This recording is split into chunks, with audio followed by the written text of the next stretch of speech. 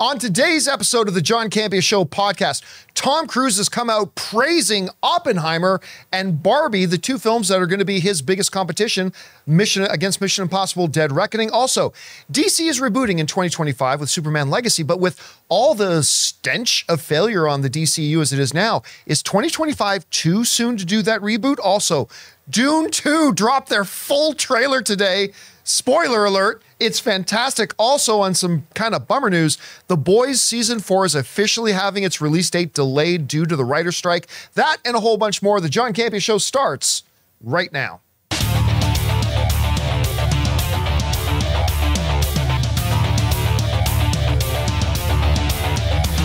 Well, greetings and salutations, everybody. Welcome to the best damn movie-related show on the planet, the John Campea Show, coming to you from right here in our quaint little studio, brought to you in part by our friends at Mint Mobile.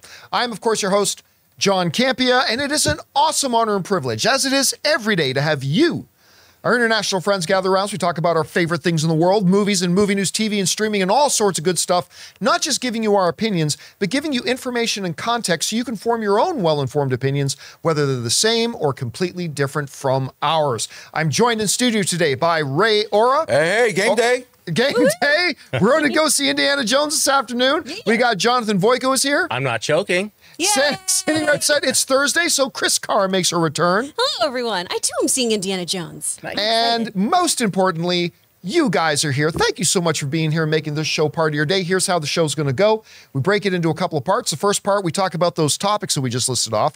Then in the last part of the show, we take questions from our YouTube channel members. If you guys are listening to this on our podcast feed, we have a YouTube channel as well. We put up some videos every day there, but also we have some delightful supporters known as our YouTube channel members, and we invite them every day to send in some topics and questions, and we're going to get to those, as many as we can, in the last part of the show.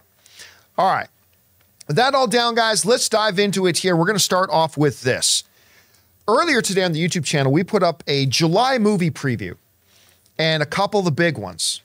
Mission Impossible Dead Reckoning Part 1, Oppenheimer, and Barbie. There's a couple of other great ones, by the way. Joyride comes out on July 7th. If you don't have plans to watch it already, cancel whatever plans you have. Go watch Joyride. Absolutely. But, you know, we've got these big films coming out as well.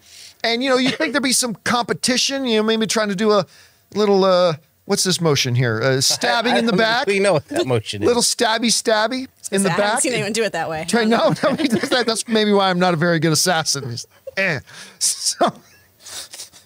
So you'd think there'd be some subterfuge going on, a little bit trying to sink the competition, but instead, you get a guy like Tom Cruise, who loves the movie business.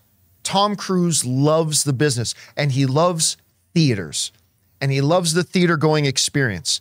And instead of coming out and saying, hey, guys, who wants to go see a movie about a doll or about a bomb? Come see Mission Impossible. You know what Tom Cruise did instead? He put out this social media post that is, I think, is just amazing, kind of sums up this guy. Take a look at this. Tom Cruise wrote, "This summer is full of amazing movies to see in theaters.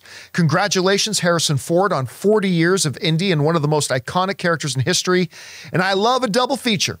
And it doesn't get more explosive or more pink than one with Oppenheimer and Barbie." And you see him with his partner in crime, Christopher McQuarrie, there.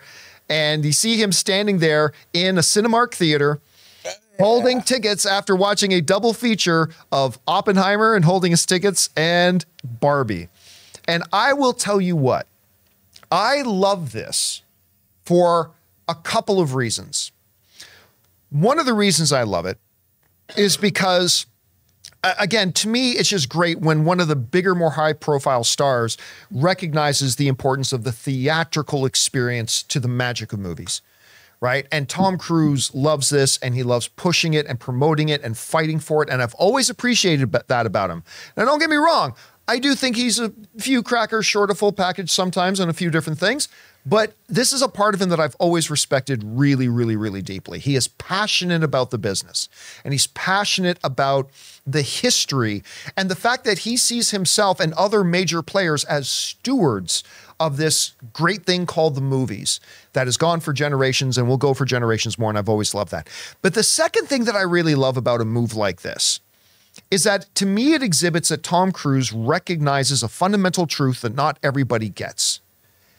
That a healthier movie-going business means better results for your movie. If the movie-going experience and the movie-going business and the industry is functioning well and people are engaging and going, that's good news for everybody. There will still be flops, there will still be hits, but if everybody's excited, more people are going to go to the movies.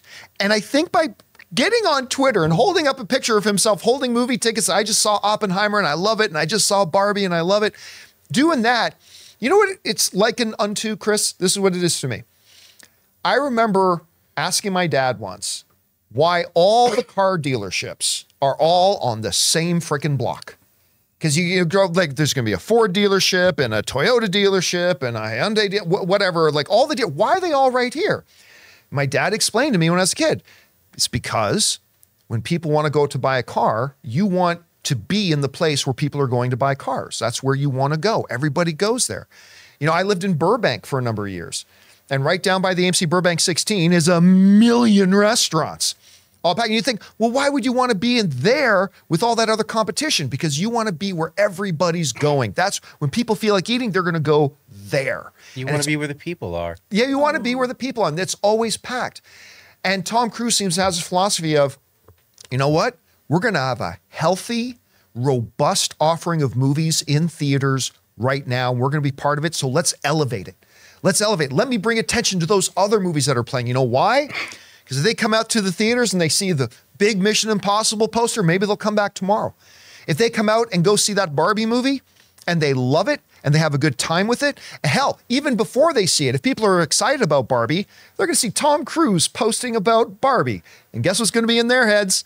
Mission Impossible is going to be in their heads. He has this, he is a freaking genius when it comes to this business. I have become such a big fan of his, like, lately. I mean, it's like mustard and onions before. I didn't really care about it, and then later on, you appreciate it. I'm appreciating Tom Cruise. He's your mustard and onions. Yeah, like, because Tom Cruise is a mustard and onion kind of guy. With the first Top Gun, I watched it, but I didn't watch anything else. Like, but recently, man, I would watch anything he's in now. I didn't even hate his mummy movie. It wasn't particularly good. I didn't hate it. And that Tom Cruise cake. Oh, and Tom Cruise sent us that cake. Oh my God, bring me back some. You know what? That's what it is. That's it. I'm going to shill for Tom Cruise forever now because that damn cake he sent us. She's got excellent taste in cakes. That was fantastic cake. Anyway, Chris, you see this. We don't see stuff like this very often. It's not just Cruise. He's with Christopher McQuarrie, standing there pumping and promoting Oppenheimer and Barbie. What do you think when you saw this? It's great. I think a lot of this does come from him addressing a rumor that started circulating, though, early in June. So, about the IMAX real estate. Exactly. Puck News started kind of circulating this thing about how Cruise was just pissed that he was going to have to give up all these IMAX screens to Nolan for Oppenheimer because Nolan might as well work for IMAX at this point. He is their unofficial ambassador. He's always talking about how great IMAX is, and rightly so. And he shoots almost everything he does in IMAX. Exactly. And so that got picked up by Screen Rant and a couple other folks. And so there was this, discussion now of, is Tom Cruise fighting for screens against these other movies, particularly Oppenheimer? So I think it's really nice for him to just kind of, squash those rumors and say, no, there's room for everyone here. This kind of falls into, to your point of the having a lot of restaurants around each other, it's the lemonade stand theory, right? If there is a single lone lemonade stand, it might make $12. But if you have all of them all close together, everybody's going to make at least half of that, right? The more people who are going to movies regularly, the more people are going to go to movies in general. If you go to the theater, you're going to see other movie posters, you're going to see previews and go, oh man, I do need to see that. Oh, hey, I do like coming here and I like having this movie going experience. So when one movie does well, it doesn't mean we're necessarily always taking from somebody else. It means maybe week 2, we're not going to have that huge drop for another movie. Right? We still could be getting butts in seats. People are just going to prioritize which movie they see first. And Tom Cruise has always been this huge advocate for movies on screens, right? Like you, I don't always agree with all the things Tom Cruise does. But what I love about him as an actor is his love for this medium. I love the respect he has for everyone behind the camera. I love how respectful he always is about protocols with film. And I love that he is constantly talking up other movies that he isn't even a part of. Do I always agree with his taste? No. He thinks The Flash was amazing, and I thought it was okay. But I agree with him on that. I agree with Cruise on that. But here's the other thing, too, is that he also is aware that his movie comes out first. And he's got a good 9-10 days all to himself. So if he can attach his name and the name of Mission Impossible in people's minds to Oppenheimer and Barbie, and even if they don't go see Mission Impossible those first 10 days, maybe they go see Barbie and stuff like that and then think that was a great time. I want to go to the movies again. What haven't we seen? We didn't see that Mission Impossible yet. I mean, I just think this is a great move on a lot of levels. It really is. All right, guys, with that down, we are going to move on to another topic here, and this is going to be our Mint Mobile hotline question of the day. If you guys have a question for either our show or one of our YouTube videos, you can go ahead and call it in anytime 24/7 at 951-268-4259. And the topic of today's is something that a few people have been asking about is 2025, the year that Superman Legacy coming out, is that a little bit maybe too early for them to be trying to launch a new rebooted DCU? Check it out. Hey guys, this is Chris from Louisiana. With all the recent failures of DCU and with 2 more potential flops coming this year, my question is that will 2025 be too soon for the reboot? I know they will have to start at some point, but will it be enough of a break for the audience? Thank you. All right, Chris, thanks a lot for calling that in. And, this is something that we've had a few people like writing in on Open Mic and as well and talking about. So here's the basic thing. No DC film, this is a really hard statistic. No DC film in the last 5 years, not since Aquaman in 2018. No DC film, and I think there have been 5 or 6, has made $400 million. None of them. Ant-Man and the Wasp: Quantumania made into the $600 million range, and everybody jumps on it and calls it a flop. It might have lost money. I don't know. Might have broke even. I don't know. But no DC movie has made more or even gotten to $400 million. Not even one with Dwayne "The Rock" Johnson in it. Not even one with Michael Keaton in it. It hasn't happened. And we are about to get probably 2 more flops. I mean, I am quite interested in Blue Beetle. I think that movie's got a lot of potential, and I'm excited to watch it, but it is going to flop. I hope it doesn't. Ray and Chris are holding out more hope than I am, and I hope you guys are right, but it's probably going to flop. And Aquaman may end up making money, but it's going to be a severe dip from the first Aquaman that made into the $1 billion club. So the question has been, the time between when Aquaman comes out and when Superman Legacy comes out in 2025, you're talking about a year and a half in between. And people have been asking, is that a long enough break for audiences to kind of recover and get over the failure of the DCEU? Right now, every time a new project's coming out, it's just awash in the stench of failure. And unfortunately, that's going to be one of the things that Blue Beetle itself has to contend with, as will the next Aquaman. So is a year and a half enough time for the audience to recoup and recover? My personal answer, my opinion on this, which may be right and may be wrong, my viewpoint of this is this. Yes, it's enough time. Because here's the thing. You've heard me say before that I believe that DC, their first job once James Gunn gets things going is to rehabilitate the image of DC movies. Because right now the image is abject failure. That's the image. Whether that's fair or not fair. And there's a good argument to be made that that's not fair. But it is what it is. There's a stench of failure on it, and people just tend to want to stay away from it.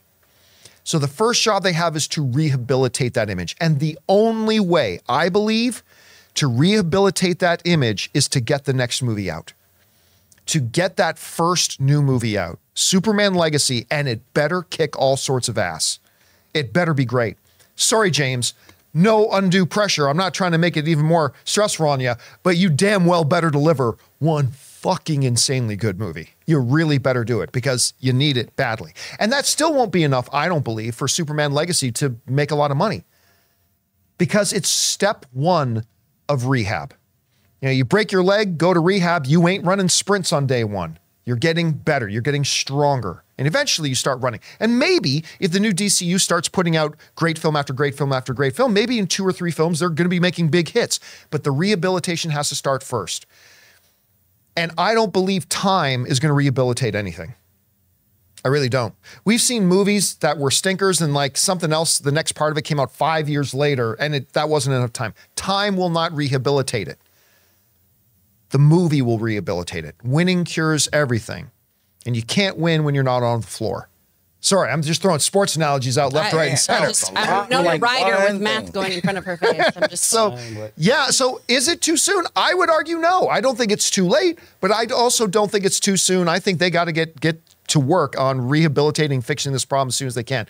Anyway, Chris, you know, you and Ray have a little bit more of an optimistic view of like the upcoming DC films like Blue Beetle and stuff like that. Yeah. But, you know, it's a question we've been hit with a lot. Like, should DC be taking, you know, 3 or 4 years off before trying to get things rolling with Superman? Or do you think this is a good time? How do you see it? I feel like this is a good time to jump back in and try to reinstate hope. And what better way to do I love that with a Superman, right? Yes. Because the S stands for hope.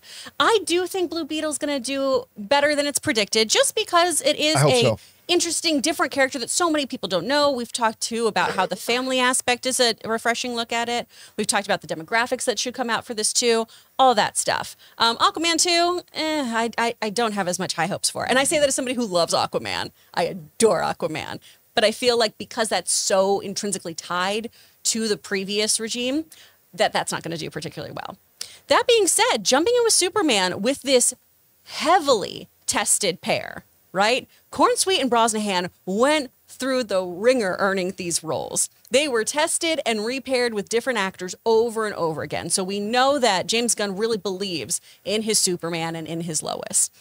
James Gunn has also been working on this script for a while. It's not like, you know, we just jumped in and we're going to have in 2025 a script that came together a month and then we immediately did something. This is something that has still been a process, right? I think too, if you wait that 5 years, that 10 years, however long somebody thinks is the appropriate amount of time to reboot something, then you do diminish most interest in the DC universe. I think you got to put something out there. And they've got some other properties that are doing well, right? Their animated universe, Harley Quinn, wildly popular. Peacemaker, wildly popular. One of the best, highest streamed shows that Max has ever had. So there are other things here that are working. It's just taking those things that have worked and capitalizing on them and making them part of this new regime, excuse me. Yeah, and you don't want to come out when like, because right now Marvel's kind of reeling a little bit, you know? You want to take advantage of that. If they're always seen as being together by some people, you know, they go hand in hand, then I think it would be the best time to do it soon. And on top of that, you know, we kind of mentioned this a little bit with when Scott was in yesterday, but The Amazing Spider-Man 2 came out in, I think, May of 2014, right? And most people didn't like the movie. I didn't hate it, but a lot of people hated it. And it, for me, was certainly a huge step down from The Amazing Spider-Man 1. How long did they have to wait to reboot Spider-Man? Spider-Man made his first appearance, Tom Holland's Spider-Man made his first appearance in Civil War 2 years later. Actually, 1 day less. 2 years later, he was new Spider-Man. And it wasn't because they waited 2 years. It was because they put a delightful Spider-Man on screen. So then when Spider-Man Homecoming came out, everybody was actually kind of excited to see it. And that's what Superman Legacy can do. But again, big asterisks. They better blow the roof off. Mm-hmm. They better blow the roof off. They've got, I mean, again, I don't mean to put more undue pressure on James Gunn, but it is so vitally important that this movie rules. Yeah. And because if it comes out and it's terrible, they can, if it doesn't make money, that's fine. I'm already telling people the movie can be great and it's probably going to lose money. That's okay. It's the rehabilitation. But if it's not great, then they're going to set themselves back years. So we'll see about that. Question is for you guys. What do you think about all that? Do you think that it's too long? Do you think it's too short? We've been hearing from a lot of you. Would love to hear a little bit more. All right, guys, listen. We do have a couple of more things that we need to get through here today. We're going to talk about Dune. That new trailer dropped this morning. Can't wait. Also, one of my favorite shows on TV, The Boys Season 4 is officially delayed because of the writer's strike. We're going to get to that stuff. But before we do, we're going to take a quick minute here and thank the sponsor of today's episode, my mobile service provider, and they should be yours, Mint Mobile. We want to thank a sponsor of this video, Mint Mobile. From the gas pump to the grocery store, your utility bills and favorite streaming services, inflation is everywhere. Seriously, make it stop. Thankfully, there's one company out there that's giving you a much needed break. It's Mint Mobile. As the first company to sell premium wireless service online only, Mint Mobile lets you order from home and save a ton with phone plans starting at just $15 a month. You guys know that ever since I switched to Mint Mobile, I've been saving almost 70% a month over my old phone plan. For people looking for extra savings this year, Mint Mobile offers premium wireless for just $15 a month. By going online only and eliminating the traditional cost of retail, Mint Mobile passes the significant savings on to you. All of their plans come with unlimited talk and text plus high-speed data delivered on the nation's largest 5G network. Use your own phone with any Mint Mobile plan and keep your same phone number along with all your existing contacts. Switch to Mint Mobile and get premium wireless service starting at just $15 a month. To get your new wireless plan for just $15 a month and get the plan shipped to your door for free, go to mintmobile.com/Campea. That's mintmobile.com/Campea. Cut your wireless bill to $15 a month at mintmobile.com/Campea.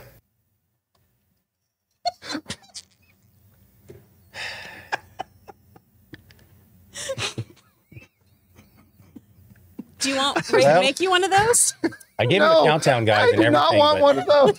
Ray just had to keep saying the joke. Ray had to just keep talking break. and talking until we went back on air. Literally counting down, and he's still committing to the punchline. A big I just wanted to warm cup of what? That would be disgusting. Now he can't say it because he's on camera. Better not say it. Okay, and thank you to our friends at Mint Mobile for sponsoring this episode of the John Campea Show. Way better than your cup. Oh my God. I'm just saying. Which one is worse? Man, one of these days, mics are going to be hot when we're on commercial break and this show's getting canceled. Everyone's going to hear about how we're all the same. we're all the same, babe. We all sound the same. Well, that's true, though. We are all the same. All right. With that down, let's get into our next topic here. This morning, full trailer for Dune 2 drop. We actually made a video about it on the YouTube channel a little bit earlier. And I expected it to look great. It exceeded my expectations. Now, that first Dune movie, I mean, I'll go to this again here. That first Dune movie, now you got to understand, and I pointed this out in the video earlier, it was the last, I believe it was the last movie that was part of the former CEO of Warner Brothers, Jason Kilar's idiotic crusade to put all of Warner Brothers movies that year on HBO Max the same day it went into theater. And it's going to go down and it will be remembered. This is going to be taught in the history books of the industry as one of the most idiotic, moronic things ever done by a movie executive. At any rate, I want to point something out. This movie that was released on HBO Max on the same day made $402 million, which is more than Black Adam made without being released on HBO Max on the same day and date. It also won 6 more Oscars than Black Adam did. Why do I keep comparing to Black Adam? I like Black Adam. Why am I always making fun of it? I like the movie. That's the bar that you set the whole year. I'm starting to think you might not. I like Black Adam. We are never getting Terramana tequila. No. Womp We'll have to womp. keep relying on aviation. Although we're not, I realized the other day, totally found out. I'm not getting, just like Ryan, why not get more aviation gin? He doesn't own it anymore. Yep. Oh. He sold it. Yeah. He sold it for tens of millions. He's happy. We get no drink and he's happy. A real cute thing, though, is my dad feels like every time I have aviation gin, I personally have been given it to me by Ryan Reynolds. So he's like, oh, is your buddy not going to send you anymore? I'm like, yeah, my buddy, Dad. Thank you so much for thinking we're so close. Old Rai. Now he's busy running a soccer Rai. team. But I mean, look at the success of this movie had. And I think, now, Chris, we, out of courtesy, we are going to go to her in a second, but I want you to ignore everything she has to say. Just want to give you that. Because I have no class, as we discussed earlier. Yeah, you got no I am class. uncultured swine. Dune is so great. I love that movie. It became my wife's second favorite movie of all time when she watched it. Only after, of course, Big, which nothing will ever touch Big for her. But I love this movie and this trailer. Oh my God. as Timothy Chalamet is yelling, "I am Paul Muad'Dib Atreides, Duke of Arrakis," and they say, "There, long live the fighters!" Like, I got chills.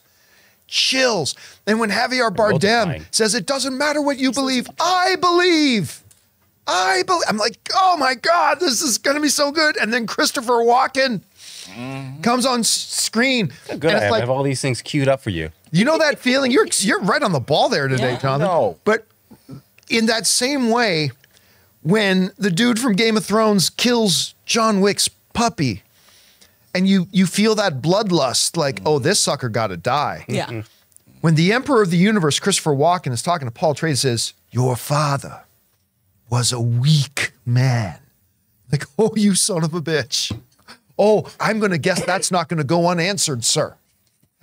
This trailer to me, and Josh Brolin showing back up, I adore this trailer. And it's just a trailer. We've all seen great trailers to bad movies. I've not seen this movie yet, so take everything I'm saying here. But I'm looking at this trailer, I'm thinking, this might be our front runner for best movie of the year.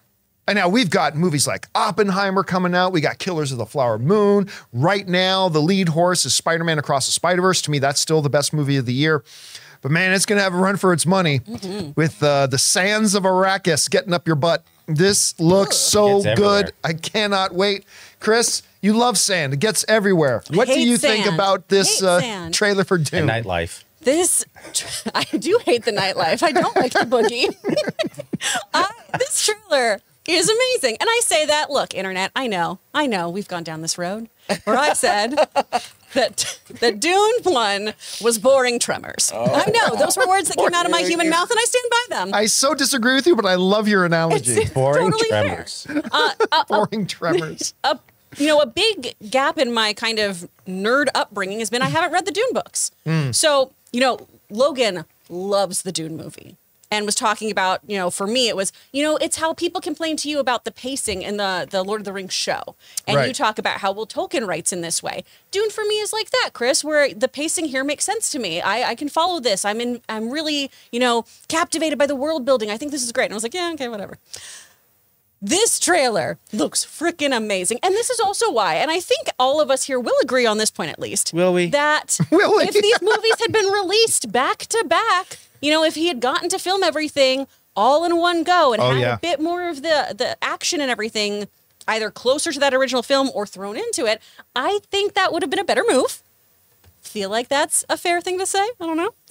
Well, I guess we do sooner, so sure, yeah. We'll see. This looks really, really epic. It looks like everything you want from sci-fi, where it is incredible storytelling on a human level with incredible effects, out of this world, literal kind of situations, big, big stakes. This seems like the ultimate sci-fi film, which is what everyone kept promising me Dune was going to be. Right. So I feel like, based on the trailer, part 2 fulfills the Dune destiny. Jury's out, though.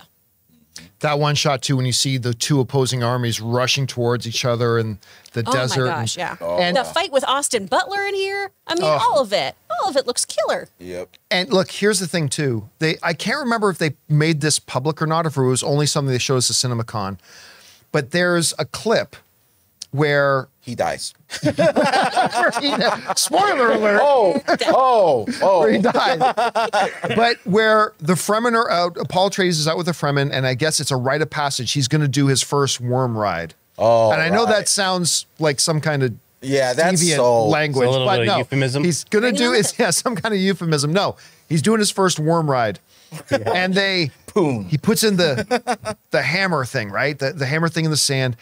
And there's like movies are, they do a scene right. He rides big when old worm. You as an audience are overwhelmed by a sense of awe. And that scene where they summon the sandworm and he gets on the worm and he's riding it. And like even, the leaders of the Fremen are looking at him like they're in amazement or whatever. Like I kept having that shot in the back of my head as I'm watching the trailer as well. Yeah. I kind of think they should have incorporated that in the trailer, although the trailer was already 3 minutes long. So it's a long trailer already. It didn't feel like it, though. No, it felt like it zoomed by. Yeah. And, I was telling this to Jonathan earlier, Chris. I want to know what you think. While I was excited when I heard that Christopher Walken was going to come in and play the Emperor of the Universe, there was this question in the back of my head of when he comes on screen, am I just going to see Christopher Walken? How much Walken are we going to get in this? Yeah. Yeah. Like, is that what I'm going to see? Now, I should have thought, even just to Severance, that guess what? Christopher Walken comes on screen in that show, and I'm not looking at Christopher Walken. I'm seeing this incredible character he's portraying. But still, I was nervous about it. But the moment he came up in the trailer, I'm like, no, I just see a son of a bitch Emperor of the Universe. That's all I see right now. And I don't know, what did you think when you saw him? I definitely need to see more of him in this. Yeah, right? absolutely, Because it's just 100%. quick little clips. But yeah, really, really just seems like he is really engulfed in this role. And Christopher Walken, I think we all forget too, can be this incredibly transformative actor. Oh, absolutely, You know, yes. he's got this incredible stage background. He's really, really gifted. I always kind of think of the first moments in Sleepy Hollow where you realize the Headless Horseman is Christopher Walken. But then as you see him more in this role, you're like, no, this is amazing. This is so killer. He's so good for this really messed up part. And same thing with Severance. He is so different in that role. Yeah. And Walken, right. He yeah, was in that. right, where it's one of those things like, oh shit, he is in that. He can bring so much to a role where he can have this wonderful gentleness to him, like you see in Severance, like you see in parts of Wedding Crashers, even, of how he can be just so sweet and have these wonderful small moments with his daughters in a ridiculous bombastic comedy, or he can be such a piece of shit. And I'm excited to see him as that in this. All right. With that down, guys, let's get into one more topic here, shall we? And this one's a bummer. One of my absolute favorite shows on TV right now that's still ongoing is The Boys. And I'm shocked how much, I still to this day am shocked how much I love this thing. It does that great thing that some really, really good shows do, in which they take what I call Shakespearean themes and put it in a Kevin Smith wrapper in a way. Like that's kind of what I like that. The Boys is. It has this external skin. If you guys play a lot of games, you know what I mean by it. They put on this skin of this raunchy, wild, crazy thing. But when you get beneath it, they have some incredibly deep themes, some really multi-layered characters, some excellent drama that they kind of hide and they camouflage. And it's a brilliant, brilliant, brilliant show. Well, as all of us have been waiting very patient for season 4, the release date has been delayed to the point that they're not even giving us a date right now. And it is because of the writer's strike. This comes to us from Coming Soon that writes the following. Executive producer Eric Kripke took to Twitter to give fans an update regarding The Boys season 4 release. Of course, Eric, big veteran of Supernatural, the guy who brought us Supernatural. Kripke confirmed that the long-awaited return of Amazon's hit R-rated superhero series has been affected by the ongoing writer's strike. The season 4 premiere will depend on, quote unquote, how long the WGA strike goes.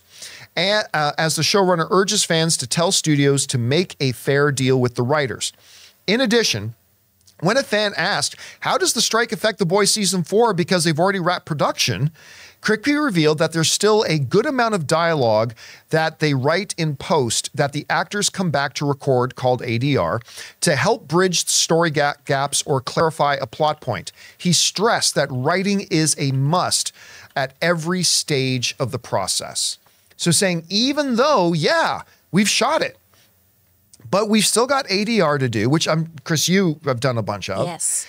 We still got a bunch of ADR to do. There is still writing to be done to fill in the gaps and make the whole thing complete, to bring it all together. And until the writer's strike is done, we can't write. And until we can write, we can't make those connections. And if we can't make the connections, we don't have a release date. So listen, I said when the writer's strike started that aside from late night talk shows, we weren't going to feel the effects of the writer's strike for a while, because the movies that are in theaters are in theaters. The shows that are on. And then you got a bunch of stuff that's already been shot that is going to come out. And then even then you've got a bunch of stuff that was already written, even if not shot, the writing's done. And some people are going to be able to, they're doing that with Deadpool 3 right now. Yep. The script is already done. So they're shooting Deadpool and all that kind of stuff. But this is the type of thing that is going to become a daily occurrence. Not right now, not tomorrow, not next week. But this sort of thing about your favorite show, where the hell is it? We don't know because there's a writer's strike going on, and we can't even tell you when we're going to be able to get to it. And I'll tell you, that sucks. This sucks as a fan. I can only imagine if you're one of the writers and you're trying to get, better working conditions and better working situations and contexts for yourself. But my God, this is the first real big hit to me as a fan. And I'm sure to a lot of other people, but believe me, guys, unless the two sides can get this straightened out, this is just the beginning. And unfortunately for me, it's with one of my favorite shows, damn it. Anyway, Chris, you saw the announcement here. What's your take on this? Yeah, first of all, I love that Kripke explained how writers are needed for every step of the way. It really is so important because it is something we take for granted if we just view it as a pre-production job. And so much happens when you are actually filming. You've got a script supervisor. You have people who are writing on the fly. You've got that ADR, that automated dialogue replacement, right? Which could be as simple as creating the environment in which everyone's around there, adding noises that make it feel more like a lived-in city, or adding in some just random lines, or to your point that he talks about here, connecting the plot points that maybe people are missing. A lot of times they'll do kind of screen tests, say, hey, does everything make sense? Do we follow the story? If there are those gaps, that's where ADR comes into play, where we hear some of those things that can kind of bridge the story for us. So that all is really, really important. With something like The Boys, too, this is a show that has surpassed the source material. I 100% agree. Yes. It really has. The Garth Ennis books are super fun and wild and filthy, but there is kind of a shock, flash, and trash to them, where so much of the stuff is, I want to just put the most obscene thing on the page that I can right now. And The Boys television show has adapted in a way that it's created a lot of nuance. Yeah. It's tied into real world events and situations. It's addressed everything from modern politics to the Me Too movement, and done so with a lot of grace, which is wild to say about a show that has a dude who can extend his penis and murder you with it. That's bananas. That is the single greatest sentence ever spoken on the John Campea Show. So there you go. We gotta have merch. We gotta put these things on shirts, you guys. So the writing is so integral to so many shows, but particularly this one that has taken something that's already existed in the world and really made it into something profoundly good. So while I'm sad it is going to wait around for the results of the writer's strike, I'm very optimistic that this isn't a show that would be a casualty, right? Like we saw with the original strike, or not the original strike, the last strike in 2007, where shows that were in their freshman or sophomore year just went the way of the dodo because they were newbies, people weren't fully invested yet, and studios just got rid of them. This is something that Amazon has as a flagship show. So I know it'll that they're making a shared universe out of now with the university one, and we've got, the collegiate boys. And so I don't think it's going to go anywhere. If they need to take more time, as long as I get a great show that is on caliber with the previous seasons, I'm happy. I'm not thrilled with the delay, but I'm happy I still get a great show. Yeah, and it's extra frustrating when we don't even know what delay means yet. Truly. Does delay mean we're going to get this movie or this show in November? Does it mean we're going to get it in June of next year? It's like, we just don't know. Term. They might as well be saying we're fixing to do season 4. Like, sure, at some point we're fixing to do that. And I wonder if there was some kind of, if this creates a problem of like, what's the name of the spinoff show where that's taking place at the university? Oh, gosh. Where, I can't remember, but is that show need to come out before, like, does The Boys season 4, is that needed to come out before they do release this? Gen V. Gen V, thank you. Before they release the spinoff show. Do they have a release date, by the way, Ray? See if you can find that out, because they were already dropping some previews for it. Oh, and we know a lot of the characters cross over, too. Yes. So there is some overlap here. I just don't know how much of the stories. It just says fall 2023. Okay, so I wonder if, and I don't know, this is just me speculating. I wonder if maybe it's one of those things where we need The Boys season 4 out first, because it sets up what happens in Gen V or whatever. So I don't know, maybe Gen V is supposed to come out first. I have no idea, but that could be another complication. Next. And with that kind of production schedule too, ADR can be done so last minute, y'all. It's the same thing as reshoots, right? Where you can do a reshoot real close to your release date and then pop that bad boy in there and have a fine release that doesn't get pushed back. But if they still need to do ADR and things like that, and they're planning on doing that closer to this release, that could be problematic. All right, guys, all we can do now is just keep our fingers crossed that get this damn season 4 sooner rather than later. I'm getting withdrawals. All right. Guys, with all that down and out of the way, we are now going to move over and start taking questions that our channel members have sent in. But before we do, I want to remind you guys, I mentioned a little bit earlier for those listening on the podcast feed that we do have a YouTube channel that we put individual videos up every day. For those of you who watch this on YouTube, we have podcasts. There's a podcast version of this, and we actually primarily shoot this and record this show as a podcast. The video is the secondary thing. So make sure you go on to Apple Podcasts or Spotify, find the John Campea Show podcast on your favorite podcasting app of choice, and subscribe to it today so it'll be there when you need it. Actually, I'll share something we put on the community tab that even though it is only Thursday this week, right? It's only Thursday of this week. We have already crossed the biggest week we've ever had with podcast downloads, and that makes the fifth week in a row. Oh, hell yeah. Fifth week in a row that we have hit the highest number of downloads ever, and we've already broken it again, and it's Thursday. So thank you so much to all of you guys who've been supporting our podcast and checking us out. And we've got a lot of new people who are listening and watching on Spotify as well. So thank you guys. And for those of you who've not done so yet, get on over there and subscribe so when you're on a long road trip or jogging, you can have the podcast version there for yourself. Don't you want to hear me talk about penises that could kill you while you're jogging? I'm sorry, I'm still distracted by the fact that Ray with such disgust said jogging. Jogging. What's that? The Dutch. All right. With that down, let's get to your questions here, shall we, of our YouTube channel members. What do we got up here first? All right. From Adrenaline Night. Just a show suggestion to watch if actors go on strike and writers stay on. Psych. Oh, Psych's a great show. I've had people for years telling me I need to watch Psych. You would love it. Because correct me if I'm wrong, but is one of the stars the guy who played Charlie in West Wing? Like the president's assistant, personal assistant?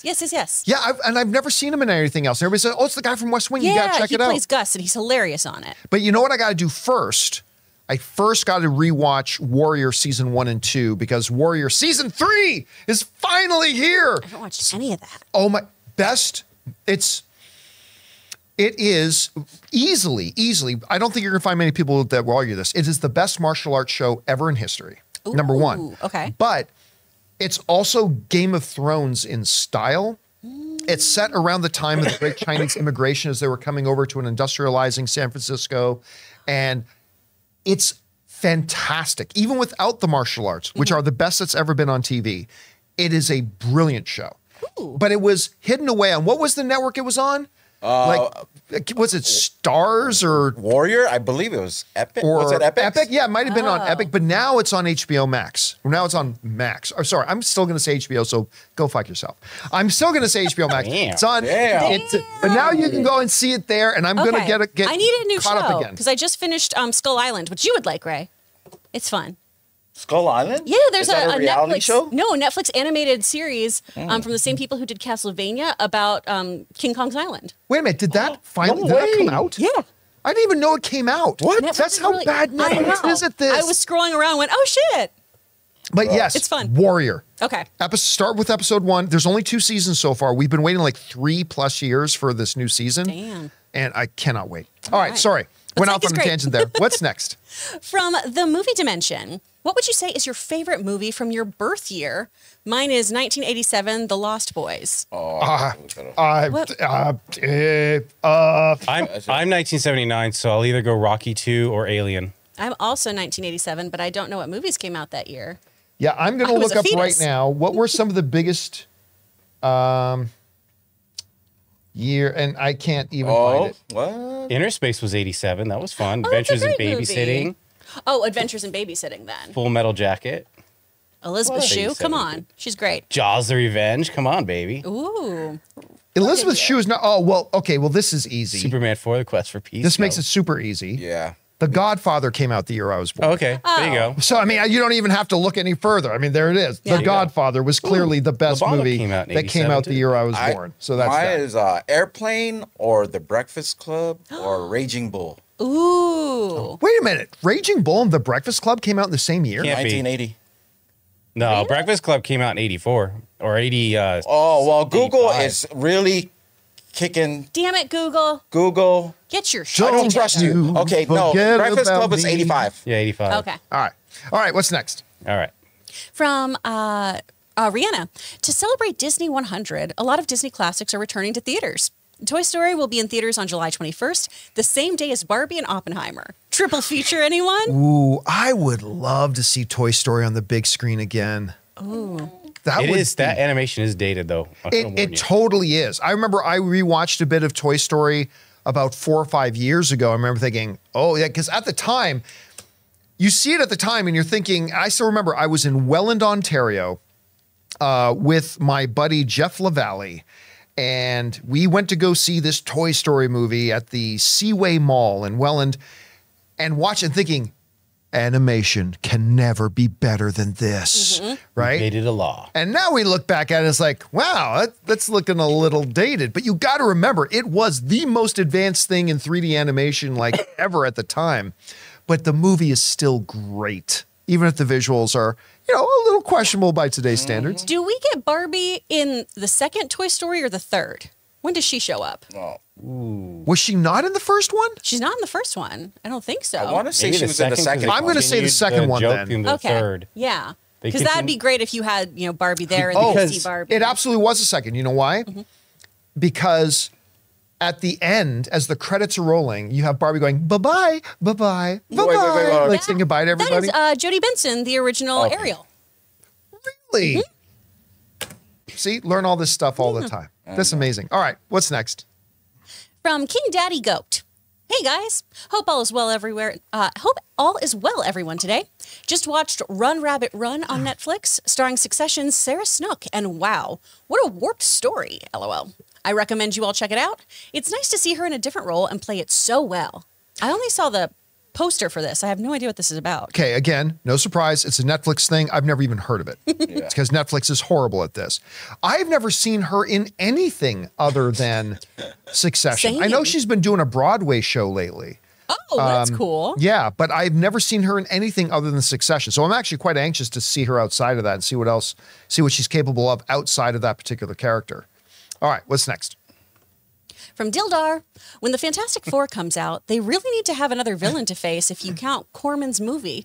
They did Doctor Doom 4 times and failed each time. So when the Fantastic Four is introduced, Doctor Doom needs to be built up for a sequel. I disagree.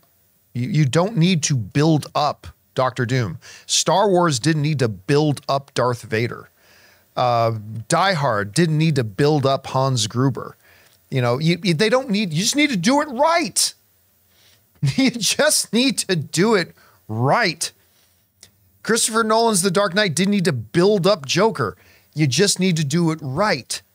They did not do it right any of those times. Now, I'm not saying they need to do Doctor Doom right in the first Fantastic Four. I'm not saying that either. But I'm also saying this notion that you have to build up to Doctor Doom, nonsense. There is no actual reason to actually believe that. If you come out of the gate with a villain and you write the villain well, it doesn't need a buildup. At the same time, if you don't write the villain well, it doesn't matter what villain you put in. That's why I always say when people ask me, hey, John, who do you want to see as the villain in the next whatever movie? I always say the same thing. It doesn't matter. I don't care what villain they put into it because all that matters is do they write the villain well? And if they do decide to come out of the gate with a Doctor Doom, and they write Doctor Doom insanely well, then it won't matter that it wasn't built up. They didn't need to do a Killmonger, Michael B. Jordan, build-up movie before Killmonger was the bad guy in Black Panther, right? So it's, no, they don't need to build him up. They don't need to use him in the first movie. They don't need to. But they don't need to avoid using him in the first movie either, I don't think. What do you think? I feel like I can understand people maybe wanting a different villain in the mix because we have seen Doom several times. But to your point, yeah, I don't think we need to get everyone prepared for him.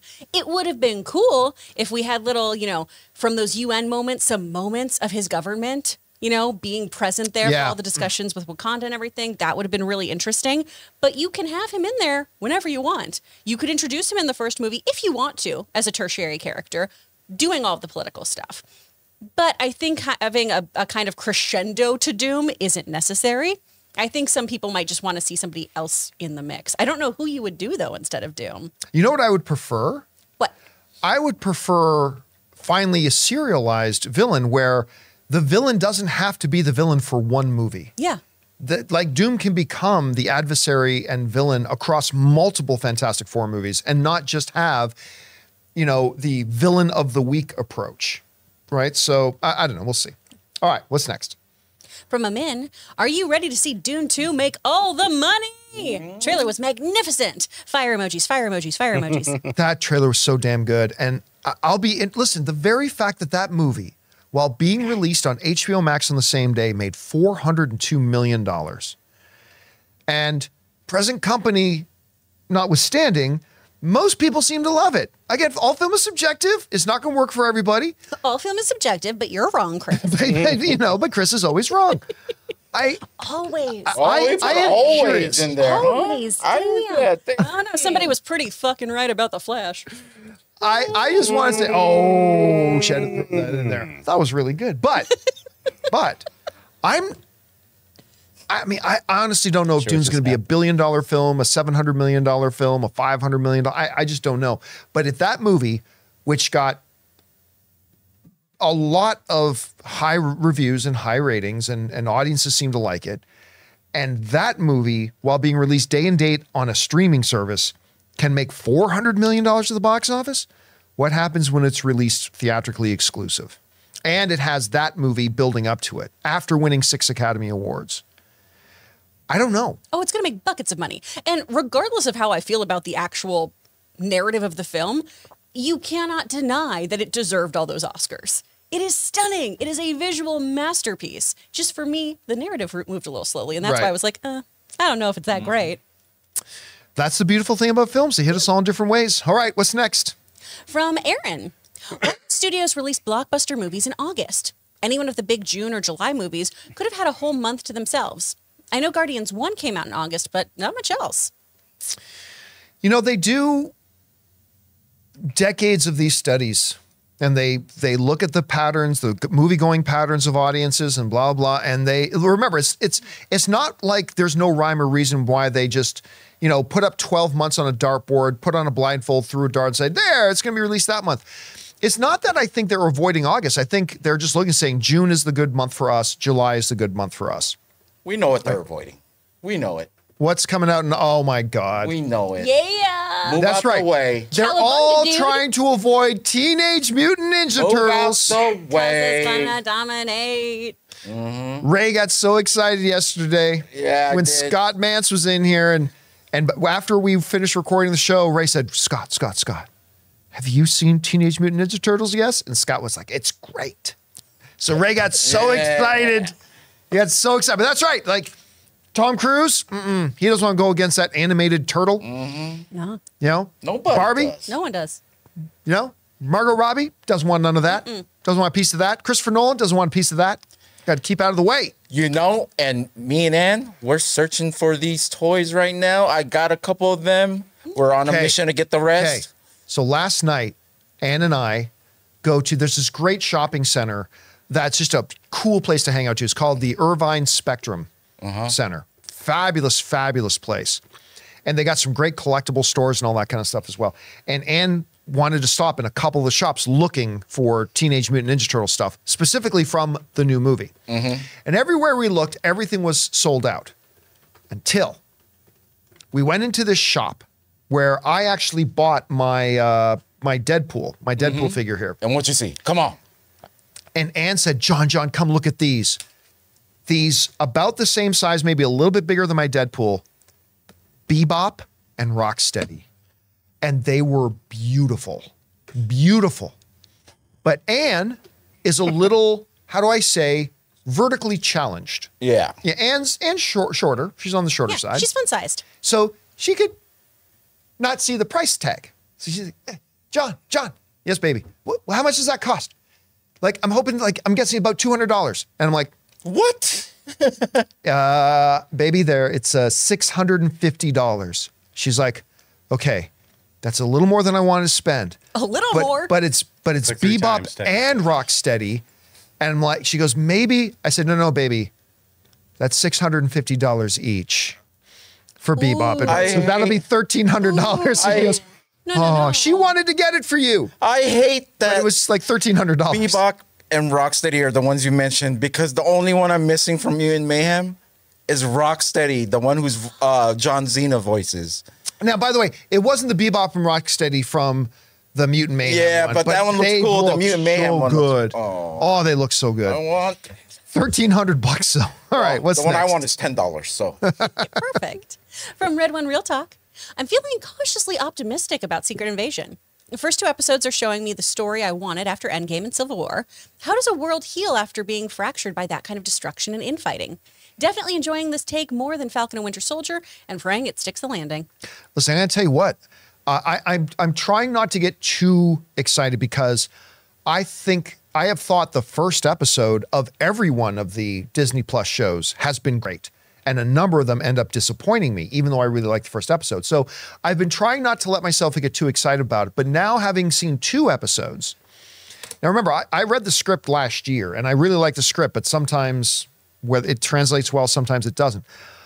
I am really enjoying this show so far, 2 episodes in. It is that political intrigue thriller I wanted it to be. And I'm really enjoying it, which is, thank God, because what were the last couple? There was She-Hulk. She-Hulk. The one before that was There was Loki. No, I think it was Miss Robin Marvel, Hood. then Moon Knight. Hawkeye. No, it was and then, She-Hulk. Before that was Miss Marvel. Then before that was Moon Knight. Oh, and before Miss that Marvel was was Hawkeye. brilliant. Miss Marvel was amazing. Moon Knight, I didn't hate Moon Knight, but I ended up being a little bit It disappointed needed with like it. 4 more episodes. And I'm not a big fan of the Hawkeye series. Had its moments that I really liked, but overall I didn't really like the Hawkeye series. So yeah, so far I'm really, really enjoying it, but we are just 2 episodes in. So, all right, let's take time for 2 more. What's next? Okay. From Esteban. Remember when we had to watch music videos in order to see exclusive scenes for movies? Oh yeah. Now we have a bunch of trailers or leaks. Boy, the early 2000s, late 90s was a vibe. Yes, it was. Back in the, I'll go even further back in the MTV era. Like, yeah, if you wanted to get your first real advanced quick look at an upcoming movie, the music video of one of the soundtrack songs from the movie come out. Like, I think that my first peek at that one Batman movie was Seal singing Kiss from a Rose. Yes. Da, da, da, da, da, da, da, da. And it was all the Batman stuff. And I'm like, oh, this is my first look at it. Yeah. Right? Yeah. Da, da, da, da, da. Batman I didn't know the words. Batman Forever, yeah. Y'all heard Aziz Ansari's bit on that song? I think I No. Oh, it's good. Y'all need to look it up. Oh, okay. I love Aziz. So I'm sure it'd be great. All right. What's next? From CJ Rebirth. Tomorrow will be 20 years since Spider-Man 2 was in theaters. Wow. I still remember seeing it when I was 10, and it's my favorite ending in a Spidey movie so far regarding Peter and MJ. And for many years, that stood as the best comic book movie of all time to a lot of people. And I think even most people today, 20 years later, I think there's a lot of comic book movie fans that will still put that movie in the top 10 of the greatest comic book films of all time. It holds up. It holds up. I mean, some of the visuals are a little shaky by today's standards, sure, but as a movie, it holds up. It's so many iconic moments in it. It's one of the great villains in a comic book movie as well. Doc Ock in that movie was... Oh my gosh, he's incredible. By many, I mean, that's the reason why I think, yeah, Jamie Foxx was in there too, but it was Doc Ock being in No Way Home. That's what got a lot of people, I think, really excited. That movie is just so great. I can't believe it's been 20 years. Oh my God. Yeah. 20 years. Damn. All right, last question of the day. What's next? From Dork of the Ninjas. Hey, John and crew. What did you think is the most overrated movie in the MCU? I myself have to go with probably Endgame. I love it for what it is, but it isn't even the best Avengers to me. That's between 1 and Infinity War, in my opinion. Dang. Whoa, shots fired, Dork of the Ninjas. I agree. Endgame is the most overrated MCU film. Damn. Now remember, I say that, remember what overrated means. It's not saying that the movie's bad. It's not. Endgame is really good. I like Endgame very much. That being said, while I like it very much, and its place in history is secured. It's the highest grossing. It was the culmination of the buildup of 10 plus years, the highest grossing comic book film of all time, the second highest grossing film in the history of Hollywood. Its place in history is cemented, nothing to worry about. But I don't even know that it's the third best Avengers movie. Like, the more I watch Age of Ultron, I think Age of Ultron might be better. Age of Ultron gets an unfair kind of skewed perspective from people. Rob and I talk about that a lot, that the more we watch Age of Ultron, the better and better it looks. I like it. It's just some of the choices in directing of like, they tried to make it a little too comedy, a little too many like quips. And it's like, would you knock it off? But, I don't know. I don't know. But again, like Scarlet Johansson riding her bike down the stairs, like, pardon me, beep, beep, to people that are like in the way or whatever. Like, I thought that was great. This is life or death. Black Widow would never say, no, it's pardon like, this me. is a life or death moment. It's like, but I mean, like, the first Avengers to me is still the greatest comic book film of all time. Infinity War is right up there as well. It's magnificent. Then it's close for me for third place. I might still have Endgame just a little above Age of Ultron, but listen, Endgame is really, really good. But in my opinion, and that's the thing, whenever you talk about overrated, it's just opinion, right? It just means I think this movie isn't quite as good as the praise that it gets. And it's a personal opinion. But quite often, a lot of people will praise it as maybe the greatest comic book film of all time. And while I really enjoy the film a lot, I do not have it near that lofty thing. So that's why I would say, and then there's others like Thor: The Dark World. Well, that's not overrated because most people acknowledge it's one of the weaker MCU films, right? You could say, well, Ant-Man. Well, nobody really says Ant-Man is one of the 3 greatest Marvel films ever. But I think I agree with you. I think Endgame is probably the most overrated of the thing. I don't know, if you had to pick one, which would you say it is? Well, aside from the first Avengers movie, all of the team-up ones have to, stand on the shoulders of the films that came before them. True. So I guess, though, I had such a good time watching Endgame. It's so fun. It's so good. It's so fun. But yeah, if that was your first film to watch, would it stack up to a lot of the other movies that came before it? Probably not. Probably not. All right, guys.